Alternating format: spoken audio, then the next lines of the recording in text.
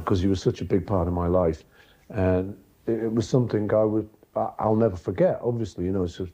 Yeah, no, it was just a weird blue line. That was John. I'll tell you something, man. He's there. Weird, man. That's all right. It's okay. Leave it in. Leave it in. It was John. He's around again, you see. All right, man. Shout out to Daniel Bideau with the Buy Me a Coffee donation request. So we just go and address the elephant in the room, like he say, and let Paul McCartney talk about John. So this is John Lennon's last words to Paul. The Beatles fall out in their own words. This is kind of a tribute. So let's see what's going on. We almost wrapping up this whole Beatles docuseries that we doing on the channel, and it's been very eye-opening for me. You guys go check out the Let It Be and Get Back reactions with Billy Preston, and then the Genius of Ringo Starr, George Harrison talking about him. So yeah, it's been an interesting journey for this, man, and definitely appreciate Daniel bringing me along. You know what I'm saying? But with that being said, let's check this out. Let's see where it goes.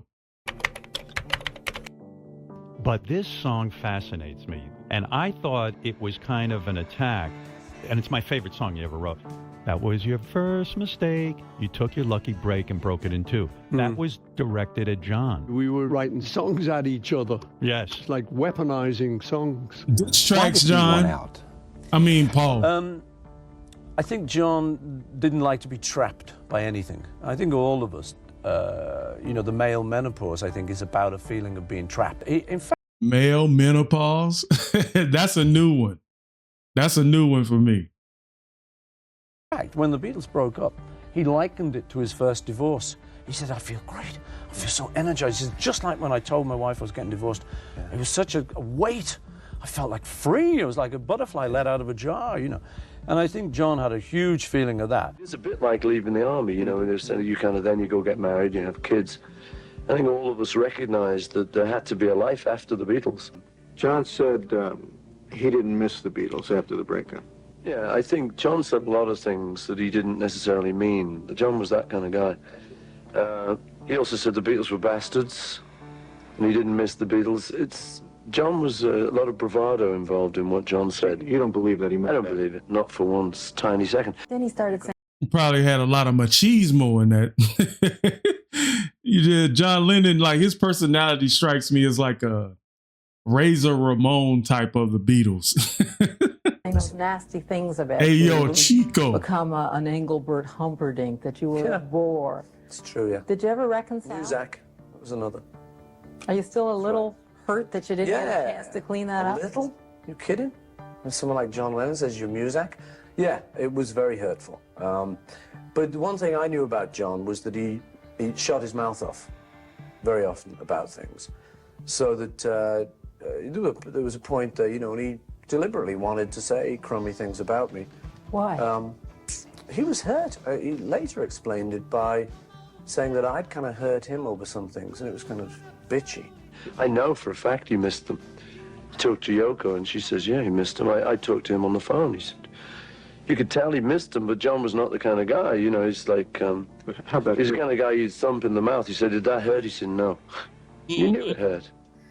He just had to do that, it's fine. And at the time, I thought, well, I should really answer all of this. But That's the thing about being friends, right? We all should know each other to a degree. We know he not meaning that. That's when Paul is talking about John, that really tells me that he knew who he was. Like they've had deep conversations about their feelings, and John knew him. That's how you understand somebody.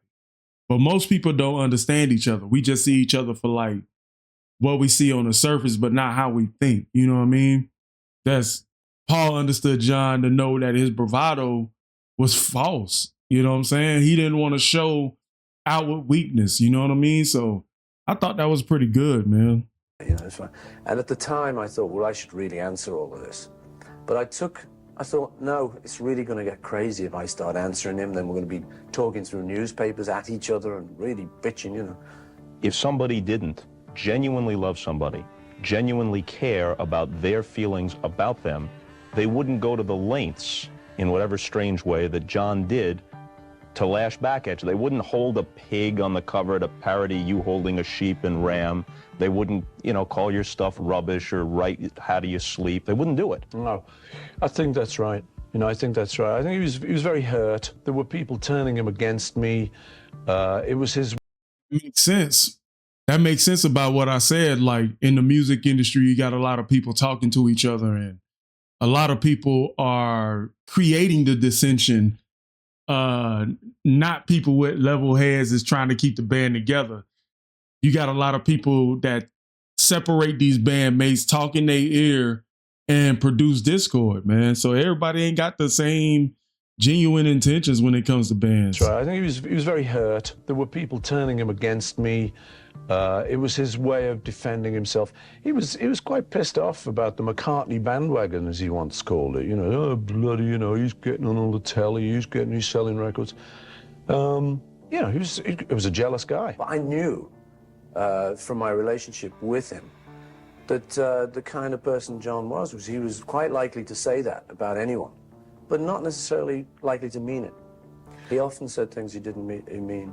And I know that when he died, that was one of the great things Yoko did for me, was that she took me aside, kind of said, you know, he did love you. She was gracious enough to do that for me, you know. So that was. That's when you love somebody that much, the hatred is that much greater. I think that's definitely the duality about caring about somebody so much. And I think that's why you get things like in, even in the Bible, when it talks about Deuteronomy 28 and how much God loves Israel and stuff like that. Not to be religious, but it's a kind of like parallel to this story, is that as much as he loves you, he'll destroy you too. All right. Where were you when he died? I was at home in England. Very early in the morning, someone from my office rang me and told me, and I was alone in the house, so it was kind of shattering news.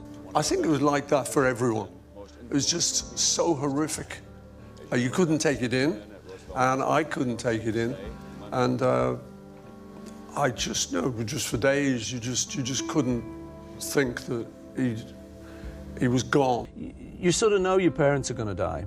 When they die, that's shattering. But you kind of know. Your mates, you don't. You think they'll live as long as you do, and we'll all go to great old age. So John's thing was particularly shattering.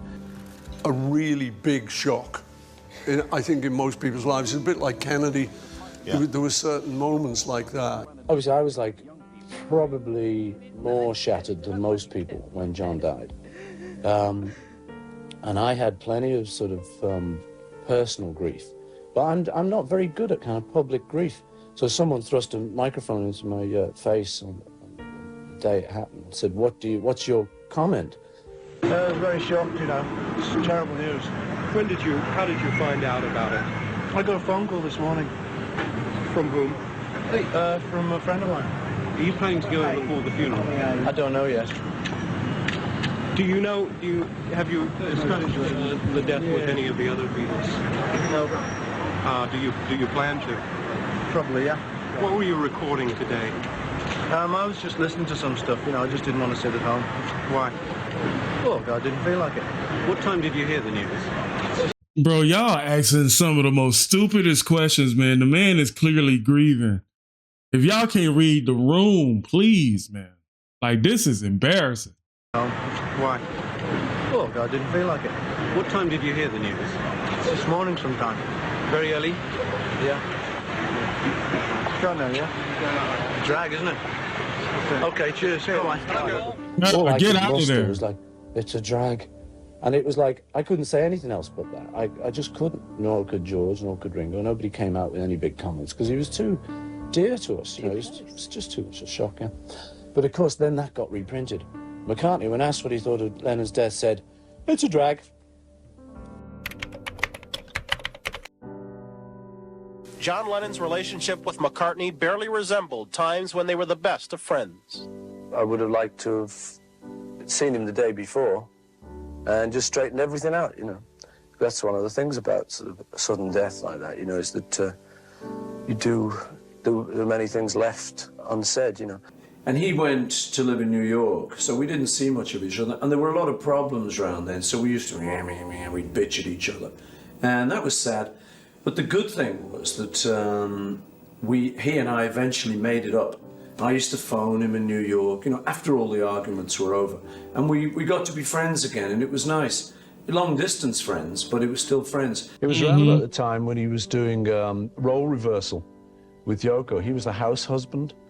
This is, you know, John did that for a little while. So I remember ringing him and I was saying, you know, what's happening? What are you doing? He said, well, I'm just padding around here in my robe. I've just put the cats out. I'm just going to make some bread. And I've got the washing up to do, love. Well, I've got a couple of dogs. You know, we talked about ordinary things. And that brought us back together again. Because when we talked about business, it always ended up, oh, your business, my business. What are you doing? What am I doing? You know. Well, you see, one of our big problems over the last 10, 12 years had been the business thing. And we found that we could talk to each other as long as we were talking about kids, talking about stuff like that. It was really easy. And we could get on fine, and it was... Basically, like, they was best friends on a personal level, but on a business level, they couldn't get along. They couldn't get along, man. So it was just that professional relationship where things just got complicated for him and John. And that's unfortunate. Because, you know, you want to be able to talk business with your best friend and come into agreement on a few things. And it's kind of sad, man. It's kind of sad with sudden death. That's why I always try to make sure my relationships are good with people. Because you never know. You know, if I ever had any friends that was mad at me, man, we got to hash that out right now, bro. We got to hash that out right now. You know? Wow, you know, how are your kids? Wow. And we'd be terrific, you know. And suddenly, either one of us would kind of say, oh, what about the Apple thing then? Yeah. And he'd get real mean, wow, you know, because, I mean, that was like a serious game of Monopoly, that. You know, you say my last conversation with John, we sat and talked about baking bread. And I went, oh, gosh, that's so beautiful, because that's almost like a full circle kind of thing. They spoke about baking, like baking bread. It feeds you. It warms the house when you bake bread. Yeah, it was very special to me that we reached that point, actually, because, you know, you'd had the whole horrible thing of the group breaking up. I think we just realized, come on, guys, we love each other. What are we doing? I ain't gonna lie, he kind of looking like Yoko in this picture, man. Got the Undertaker cap on with the flower hanging over on the side, kind of looking like a carnation on the hat, but I think it's a little weed in the background, but it's kind of funny looking. Picking up. I think we just realized, come on, guys, we love each other. What are we doing? We're messing around. It was crazy. Business is like that, you know, can be anyway. But it was very good, actually. It was the one good thing when he died was that we had got our friendship back together again. So I was very happy about that. Very sad about his death, of course, like everyone. It was tragic. You were 40 years old. One of the worst things to ever happen. But at least we'd spoken on the phone, and at least we were friends. So that was a big consolation for me. And I was so glad that we got back to that relationship that we'd always had. You know, when we were kids, we'd lived in each other's pockets for so long that it was great to get back to that. It's still painful to talk about, John. The main feeling for me is it's not sort of pain or anything, it's just numbness, you know. You still can't really believe it, truth. Still sort of feel like he's sort of there somewhere.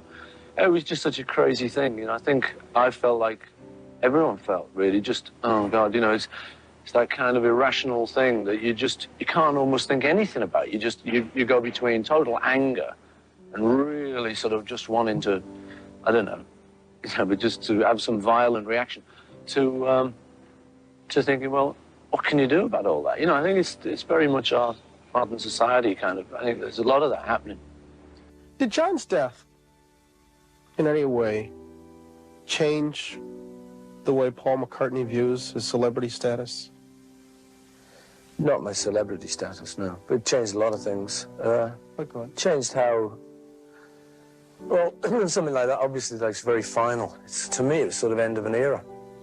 Did it frighten you in terms of... did it frighten you in terms of your personal concern for your own welfare, for Linda's? Yeah, a bit, you know, because I suppose you know there's nuts out there. You know there are crazy people everywhere. but you don't really think it's going to happen.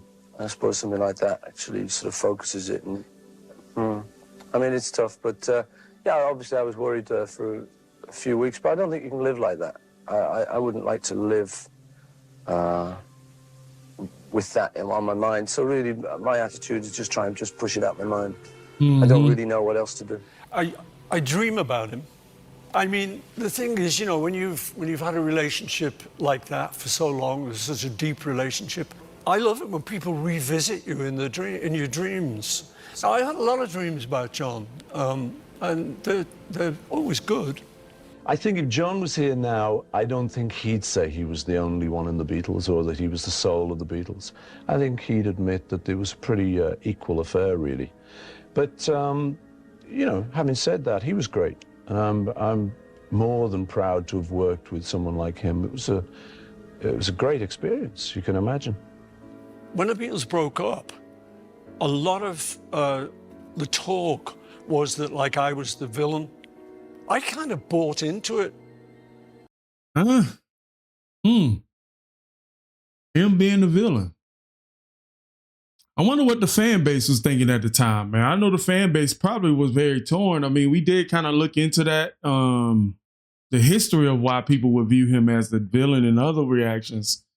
But I guess, like, if you guys want to see my opinions about that, go watch those videos. But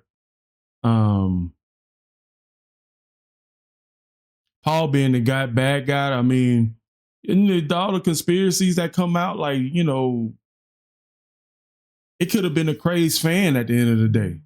Was mad, found out where John lived and was mad about how John was doing Paul in the media and did that. You know, you never know the real truth about this stuff, man, because I don't believe that was a coincidence. Not at all. Was that, like, I was the villain? I kind of bought into it. I thought... That you were the villain?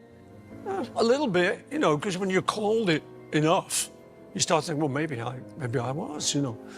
So I had to do a lot of sort of wrangling with, was I, wasn't I? Did I know John? Were we friends and anything, you know? And that photo, when I saw that, it's like, yes, we were friends.